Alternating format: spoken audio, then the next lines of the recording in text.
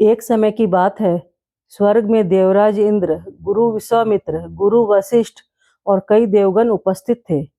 सभा में चर्चा चल पड़ी कि पृथ्वी पर सबसे बड़ा सत्यवादी और सबसे बड़ा दानी कौन है। तब गुरु वशिष्ठ कहते हैं, मेरी नज़र में पृथ्वी पर सबसे बड़ा सत्यवादी, सबसे बड़ा दानी राजा हरिश्चंद्र है। गुरु विश्वामित्र उनकी इस बात से सहमत नहीं होते हैं। तब गुरु वशिष्ठ कहते हैं, यदि आपको मेरी बात पर विश्वास ना हो तो आप हम सब की तरफ से राजा हरिश्चंद्र की परीक्षा ले सकते हैं। यह सुन गुरु विश्वामित्र पृथ्वी पर साधु भेष में राजा हरिश्चंद्र की सभा में उपस्थित होते हैं। राजा ने उनका यथोचित आदर सत्कार किया। उसके उपरांत राजा ने उनसे आने का प्रयोजन पूछा। तब गुरु विश्वामित्र कहते हैं, राजन, मैं एक विशाल यज्ञ करने जा रहा हूँ, इसके लिए मुझे काफी धन की आवश्यकता पड़ेगी। तब राजा हरिश्चंद्र ने हाथ जोड़कर विनम्र भाव से कहा, आप आदेश करिए ऋषिवर कि आपको कितने धन की आवश्यकता है। तब साधु रूपी भेष में गुरु विश्वामित्र राजा हरिश्चंद्र से दान में उसका पूरा राज्य एवं पूरी धन संपदा मांग लेते हैं। पूरी सभा यह मांग सुनकर सन्न रह जाती है, परंतु राजा हरिश्चंद्र खुशी खुशी ये सब देने को तैयार हो जाते हैं। तब साधु कहते हैं कि राजन, मुझे बहुत खुशी हुई कि तुमने मुझे मनचाहा दान दिया, परंतु शास्त्रों में ये कहा गया है कि दान का संकल्प बिना दक्षिणा के नहीं होता। दान के साथ दक्षिणा भी देनी पड़ती है, तो तुमसे मुझको दक्षिणा भी चाहिए। तब राजा हरिश्चंद्र ने कहा, मुनिवर, आपका कथन बिल्कुल सत्य है, तो बताइए मैं आपको दक्षिणा में क्या दूं। तब गुरु विश्वामित्र दक्षिणा में 1000 स्वर्ण मुद्राओं की मांग करते हैं। तब राजा अपने खजांची को 1000 स्वर्ण मुद्राएं देने का आदेश देता है। तो साधु कहते हैं कि राजन, तुमने अभी अभी मुझे सब कुछ दान कर दिया है, तो दान किए हुए धन में से तुम मुझे कैसे स्वर्ण मुद्राएं दे सकते हो। राजा कहते हैं, मुझे क्षमा करें महर्षि, मैं भूल गया था, लेकिन इसके लिए आप मुझे 1 महीने का समय दीजिए। 1 महीने के भीतर मैं आपको आपकी 1000 स्वर्ण मुद्राएं चुका दूंगा। तब राजा स्वयं और अपनी पत्नी तारा और अपने 6 साल के पुत्र रोहित के सभी राजसी वस्त्र और राजसी जेवर उतार कर साधारण कपड़ों में राज्य से निकल जाते हैं और काशी पहुंच जाते हैं। काशी में पहुंचकर वो लोगों से काम मांगते हैं, लेकिन उनको कोई काम नहीं मिलता है। इस तरह 1 दिन बीत गए, 2 दिन बीत गए और महीने का आखिरी दिन भी आ जाता है। तब तारा अपने पति से कहती है, स्वामी, अब कोई रास्ता नहीं बचा है, अब आप कृपा करके मुझे बेच दो।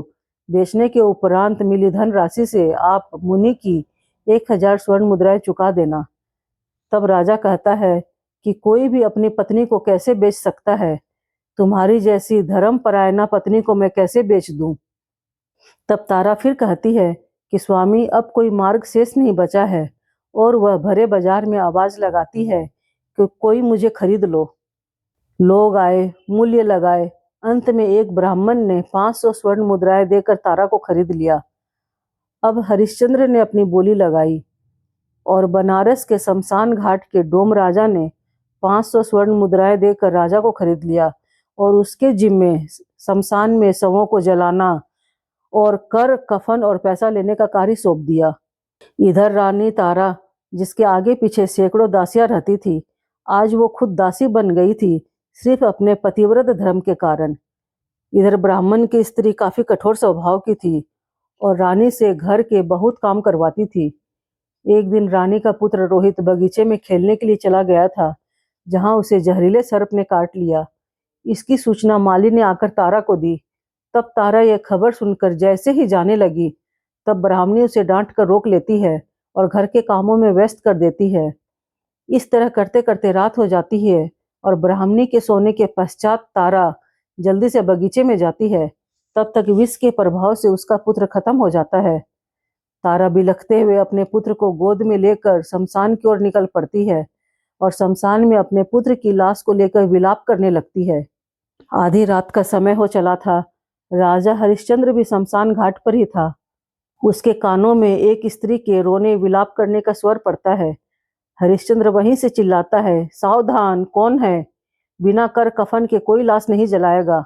और यह कहते कहते वह जहां से रोने की आवाज आ रही थी वहां पहुंच जाता है और पूछता है, तुम कौन हो और क्यों रो रही हो? तारा को उसकी आवाज पहचानी भी लगती है।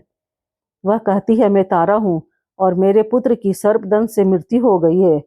राजा को भी स्त्री स्वर पहचाना हुआ लगता है। घनी अंधेरी रात, चेहरा ठीक से दिख नहीं रहा था। राजा पूछता है, तुम्हारे पुत्र का नाम क्या था? वह कहती है, रोहित। राजा हरिश्चंद्र यह सुनकर स्तब्ध रह जाता है। वह समझ जाता है कि जो लाश तारा लाई है वो उसके पुत्र की ही है। राजा हरिश्चंद्र तारा से कहता है कि मैं ही तुम्हारा पति हूँ और यहाँ शमशान में काम करता हूँ। तारा रोते हुए अपने पति से कहती है कि अब आप ही अपने पुत्र के अंतिम संस्कार की तैयारी करिए। यह सुन राजा कहता है, मैं यहाँ का नौकर हूँ और अपने मालिक के लिए काम करता हूँ। मैं अपने कर्तव्य पथ से नहीं हट सकता, तो तुमको मुझे कर और कफन देने ही पड़ेंगे। उसके बाद ही शव का अंतिम संस्कार होगा। यहाँ एक पिता जिसका हृदय अपने पुत्र के शव को देखकर फटा जा रहा हो, वो पिता अपने मालिक को दिए वचन को निभाने के लिए अपने पुत्र का अंतिम संस्कार रोक देता है। यह सारा दृश्य आसमान से सारे देवतागण, सारे ऋषि मुनि देख रहे थे और अचंभित हो रहे थे। राजा हरिश्चंद्र का यह कथन सुन तारा कहती है, मेरे पास कफन में देने कुछ भी नहीं है। ऐसा करती हूँ, यह जो साड़ी पहनी हूँ इसी से फाड़कर आधी साड़ी तुम्हें कफन के लिए दे देती हूँ। ऐसा कर तारा जैसे ही अपनी साड़ी फाड़ने लगती है, वैसे ही आवाज आती है, हरिश्चंद्र, अपनी पत्नी की साड़ी मत उतारना। ये विश्वामित्र जी की परीक्षा की पराकाष्ठा थी।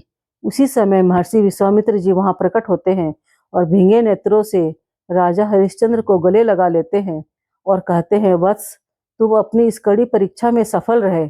मैं तो सभी देवताओं ऋषियों के कहने पर तुम्हारी परीक्षा ले रहा था।